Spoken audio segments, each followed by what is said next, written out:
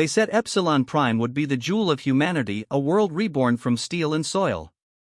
I still remember the first dawn I watched from the eastern ridge, the sky rippling with twin suns and the faint hum of orbital stations overhead. It was supposed to be our future. Now, it's our graveyard. I'm Commander Elias Grant, Terran Fleet Command, 3rd Expeditionary Division, or what's left of it. I was stationed on the orbital defense platform Bastion's Pride when the Threxian Armada came. No declaration. No warning. Just fire. They tore through our sky like gods unchained. Their ships weren't like anything we'd seen, fractal constructs, shimmering black hulls bending light itself. They didn't fire beams or projectiles. They burned space. Every hit folded reality, tearing through our shields as if the laws of physics had turned traitor. When the colony's distress calls hit the command deck, I thought it was a drill. Static, screaming, the sound of children, of people choking on smoke through broken respirators. The ground feeds showed cities vaporized in seconds. 10 million civilians. Gone. I gave the order to return fire. The Bastion's batteries spat blue plasma across the void, 300 rounds in under a minute. It didn't matter. The Threxians moved like they knew every trajectory before we did. One of their warforms, a thing the size of a mountain, unleashed a pulse that shattered our outer hull. I remember the tremor, the flickering of lights, the faces of my crew as gravity gave way. We were thrown into the dark. When I woke, I was drifting in Escape Pod 17, surrounded by wreckage and the silence of a dying world. The Pride was gone. The orbital stations were gone. Epsilon Prime itself burned, its crust cracking under kinetic detonations. And above it all, their fleet lingered, watching. Studying. As if they wanted us to see. I don't know how long I floated before recovery. The Terran rescue frigate Resolute picked up my signal 3 days later. The medtechs said I was lucky. I told them luck had nothing to do with it, the Threxians wanted survivors. Witnesses. When they brought me back to Luna Command, the halls were silent. Every officer's face carried the same look, disbelief edged with rage. Epsilon Prime wasn't just another colony. It was humanity's first self-sustaining world beyond soul's reach. A symbol of our permanence among the stars. And now it was ash. I gave my debrief before the United Systems Council, 1,000 eyes staring as I described the slaughter. I could feel the weight of it, not just the dead, but what it meant. Every loss, every scream, burned behind my eyelids. When I finished, no one spoke for a full minute. Then Admiral Cassandra Holt stood. Her voice was low, steady, dangerous. Commander Grant, you said the Threxians left after the bombardment? Yes, ma'am. Then they believe we'll break. I looked at her, and for the first time since Epsilon Prime, I smiled. No, Admiral. They believe wrong. That night, Luna Command came alive like I'd never seen before. Lights burned through every window, and war councils ran without end. Across Sol, shipyards reactivated old forges, mining colonies shifted to full production, and recruitment lines stretched for miles. It wasn't just vengeance. It was reclamation. I was assigned to the Dreadnought Division, a program long abandoned due to cost and risk. Massive warships, 5 kilometers long, fusion-cored, with enough firepower to crack moons. They were designed in theory but never built. Until now. We called the project Iron Veil. Every shipyard from Mars to Titan went dark under classified lockdowns. Civilians whispered rumors, something's coming, Earth's building monsters. They were right. The Veil was more than a fleet, it was a message written in steel and fury. As I oversaw the construction of the first Dreadnought, the TFS Retribution, I often stood alone on the gantry, watching her hull take shape. Layer by layer, a weapon of impossible magnitude. The engineers said she could withstand a direct antimatter detonation. I didn't care about specs. I cared that she would make the Threxians bleed. One evening, as the final armor plating fused, Admiral Holt visited the dockyard. "You've been quiet, Elias," she said, joining me by the viewport. "You've seen what they did. You still believe we can win this?" I turned to her. Win. Admiral, I'm not interested in winning. I'm interested in making sure they remember. She studied me for a long moment, then nodded. Then you'll lead the spearhead. We'll name the first fleet after your lost command, Bastion's Wrath. That night, I didn't sleep. I watched the shipyards pulse with light, like the heartbeat of a sleeping giant. Every hammer strike echoed with the ghosts of Epsilon Prime. By dawn, the order came down from the Council. Operation Celestial Hammer, full mobilization. Total war. Every surviving Terran ship was recalled. Every world pledged its fleets. Drones, carriers, stealth cutters, all converging toward Mars orbit for deployment. The system lit up with transponder signals like stars. And when the count came through, even the admirals went silent. 500,000 Dreadnought-class warships. Each armed with the power of a dying sun. Each carrying the rage of a broken species. I felt something stir inside me, not pride, not fear. Something older. Primitive. The same instinct that drove us from caves to galaxies. Humanity wasn't just responding. We were evolving. As the fleet assembled, I took my place aboard the Retribution, command deck glowing with readiness. The stars ahead seemed to shimmer with anticipation, as if the universe itself was holding its breath. The comm crackled. Admiral Holt's voice filled the bridge. All ships, this is Fleet Command. Coordinates uploaded.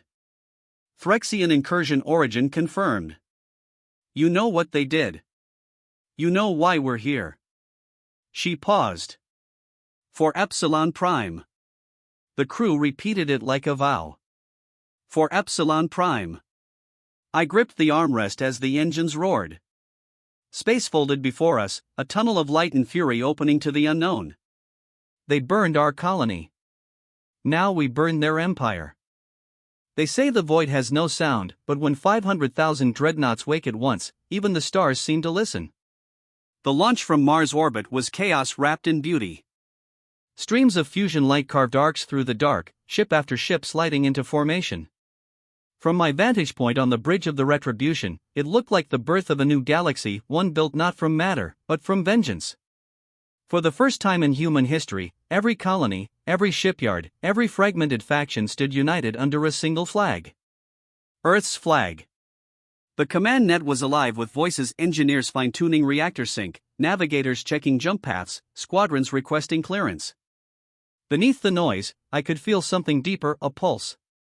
Humanity's collective heartbeat. Fleet Command, this is Retribution, ready for Phase 1, I said.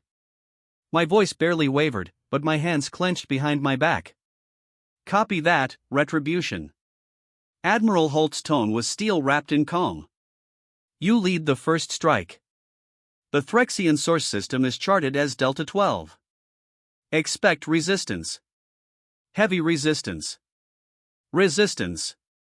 The word felt meaningless now. After Epsilon Prime, fear had lost its language. Navigation, I called. Plot the jump. Lieutenant Cara Dempsey, young, sharp, eyes that had seen too much, nodded. Course locked. Jump in 30 seconds. Around me, the bridge dimmed. Screens flickered to crimson standby. Every officer at their station, every soul silent. The hum of the fusion drives built like a storm behind the walls. I thought of Epsilon Prime again, the smell of the soil, the laughter in the plazas, my sister's family. All gone. Now, we were the storm. Execute, I said. The stars collapsed into a tunnel of blinding light. The ship shuddered, systems stretching across folded space. Outside, reality bent and screamed, and then, just as suddenly, it was silent. We'd arrived. The Delta 12 system was a graveyard of geometry, black spires orbiting a dying star, each shape impossible, shifting like liquid metal. The Phyrexian fleet was waiting, their numbers dwarfing our worst projections. Thousands of their vessels, living shadows against the sun. And at the center, something massive. A construct so vast it eclipsed the star itself. The Obsidian Crucible. Command chatter went dead. Even hardened officers struggled to breathe. "Sweet God," someone whispered. "Quiet on deck," I snapped. "Target scans active." The Crucible wasn't a ship. It was a planet-sized forge, their command center, their breeding ground, their weapon foundry. The place Epsilon Prime's destruction was born. The sight of it didn't fill me with fear. It filled me with purpose. "Admiral Holt," I said over the comm, "we have visual." "Target confirmed." "Understood. Fleet is locked to your command vector." "On your mark, Commander." Every screen on the Retribution lit up with battle telemetry. 500,000 ships aligned behind me, their drive signatures pulsing like synchronized heartbeats. I stared into the black and said, "Mark." What followed wasn't a battle. It was annihilation. The first wave of Terran dreadnoughts launched their graviton lances, piercing Threxian lines like divine fire. Their return fire warped the void itself, bending light and matter, vaporizing entire wings. Explosions flared like miniature suns. I barked orders through the roar shield frequencies to Variant 9. "Target the Crucible's outer rings. Keep the rail batteries hot." Kara's hands flew across her console. "Direct hit on Threxian carrier formation Bravo 4. They're folding." "Then push harder." The Retribution trembled as we unleashed the Leviathan cannons, 3 rail accelerators capable of launching magnetized projectiles at relativistic speed. Each impact tore through enemy dreadforms, leaving trails of molten debris that spiraled into the dying sun. Through it all, my mind stayed locked on one image: Epsilon Prime burning. "Fleet Command to Retribution, we're reading heavy feedback from your forward cannons." "Let it burn," I said. "We'll rebuild her when this is over." The Threxians responded with a counterpulse, a wave of dark energy that shattered our forward vanguard. 50 ships vanished in an instant, consumed by silent implosions. "Reform!" I shouted. "All wings, reinforce the line. Don't let them breach the perimeter." The crew worked without hesitation. Humanity had learned. We weren't the explorers anymore. We were predators. Minutes turned to hours. The system's light dimmed under the weight of destruction. I lost count of how many ships died, ours and theirs. But still, the Crucible stood. Then, from the lower deck, Ensign Rourke shouted, "Commander!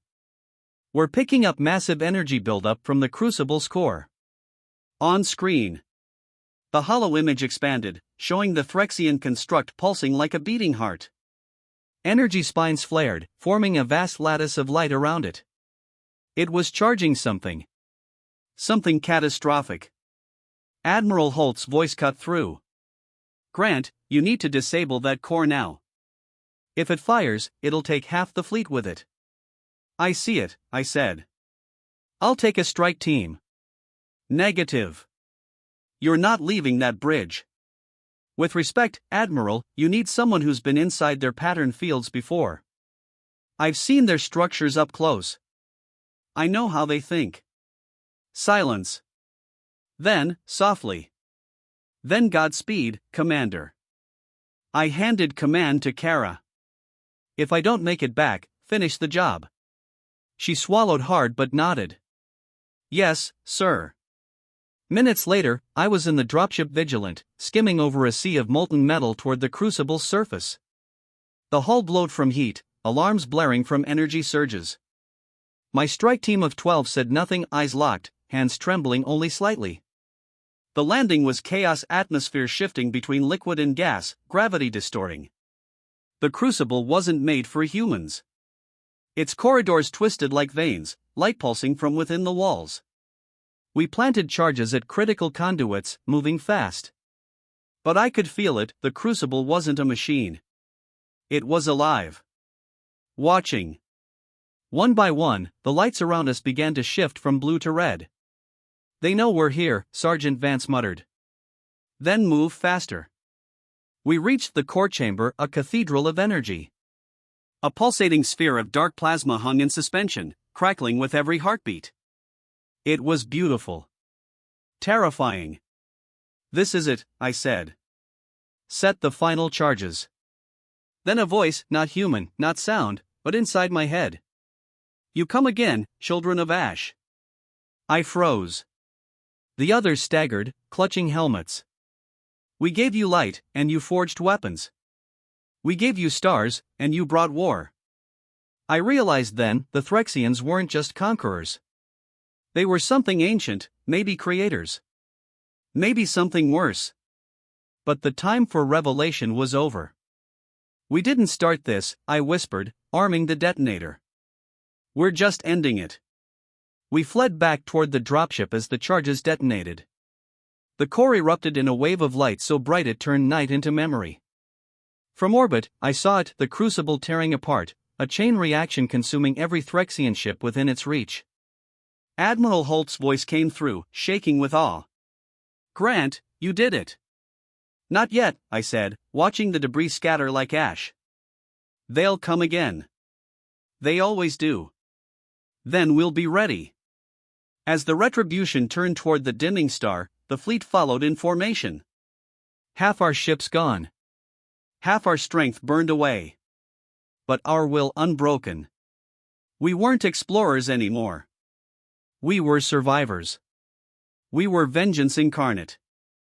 The crucible died, but its death screamed across the void. 4 weeks after the explosion, space itself felt unstable. Gravity wells collapsed. Pulsars dimmed. Subspace rippled like disturbed water. Whatever the Threxians had built, its destruction had broken more than metal. We'd won a battle. Not the war. Fleet Command recalled us to Titan Dockyard, one of the last intact shipyards within Sol's perimeter. We limped home, engines cracked, hulls scorched, thousands of crew missing or vaporized. Out of 500,000 dreadnoughts, barely 200,000 returned. Yet when our ships broke orbit over Saturn's gold horizon, the civilian channels erupted in cheers. Across the colonies, people called it the dawn at Delta 12. To them, we were heroes. To me, we were ghosts dragging the ashes of vengeance behind us. I spent my recovery in silence, walking the Retribution's ruined corridors. Every scorch mark told a story. Every empty bunk whispered a name. I'd memorized most of them. Admiral Holt visited a few days later. She looked older, her silver hair tied back, eyes rimmed with exhaustion. But she still carried herself like gravity answered to her. We did it, Elias, she said quietly. You gave humanity a chance. I shook my head. We bought time. That's all. She frowned. Intel suggests Threxian activity has dropped system-wide. The Crucible's destruction crippled their core network. That's what worries me, I said. Predators retreat only when they're bleeding or baiting. She exhaled, studying me. You think they're regrouping?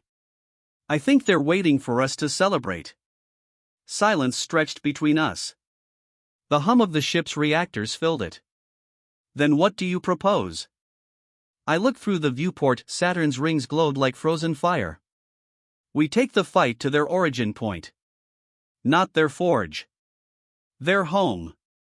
Holt's brow lifted. You're suggesting we invade their cradle world. I'm suggesting we end this before they recover.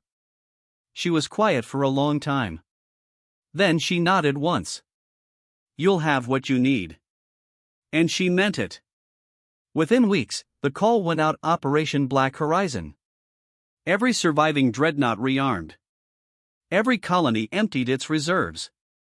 The entire Terran Alliance poured its last breath into one final offensive. No one pretended this was strategy. It was destiny. The day we launched, the Sol system burned brighter than ever before. Fusion trails painted the void as 200,000 dreadnoughts accelerated toward the coordinates our probes had uncovered, a cluster beyond mapped space, where the Threxians first emerged. I stood once again on the bridge of the Retribution. The crew was different now: replacements, survivors, volunteers. Their eyes carried the same fire I'd seen after Epsilon Prime. Coordinates locked, Kara Dempsey reported. Jump in 1 minute. Fleet status? Nominal. All wings reporting combat readiness. I nodded. Admiral Holt? Her voice came through clear. I'll be right beside you, Commander. Let's finish this. As the countdown ticked to 0, I found myself gripping the railing. For the first time in years, I wasn't thinking about revenge. I was thinking about home. The blue oceans of Earth. The laughter of a colony that would never rise again. Engage jump, I said. The stars tore open. When the light faded, we stood before a world unlike anything human eyes had ever seen. The Threxian homeworld, if you could call it that, was not a planet.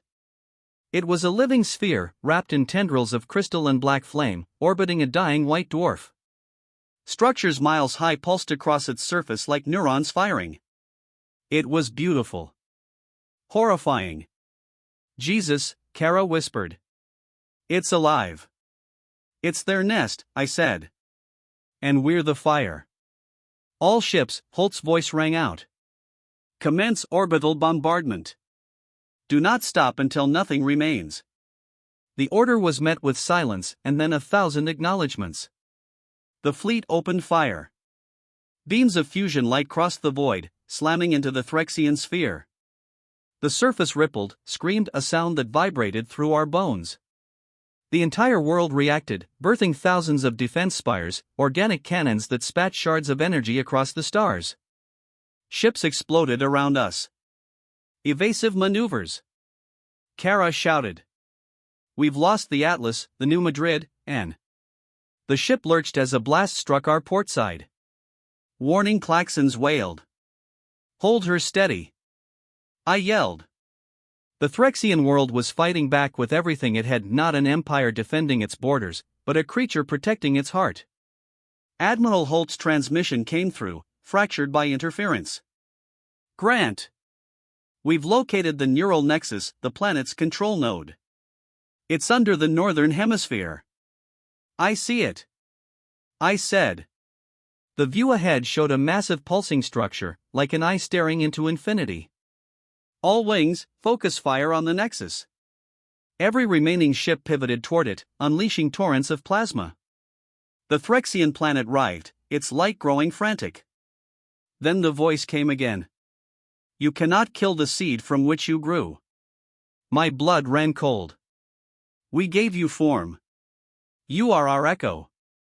Every war, every world, all our shadow made flesh. It wasn't taunting. It was truth. My thoughts splintered. Were we their creation? Their failed children? It didn't matter anymore. I slammed my fist against the console. Maybe. But the echo learned to scream. Charge Leviathan cannons. Ready. Fire. 3 spears of light tore through the void, piercing the nexus. The impact unleashed a detonation that blinded half the fleet's sensors. The Threxian world convulsed, erupting into fire and debris. Through the light, I heard the final whisper. Then may your silence be your legacy. And the planet died. The explosion consumed everything, the orbit, the sky, the darkness itself. When the light faded, there was nothing left. Just dust and stars. We'd done it. For a long moment, no one spoke. Then Holt's voice broke through, hoarse but steady.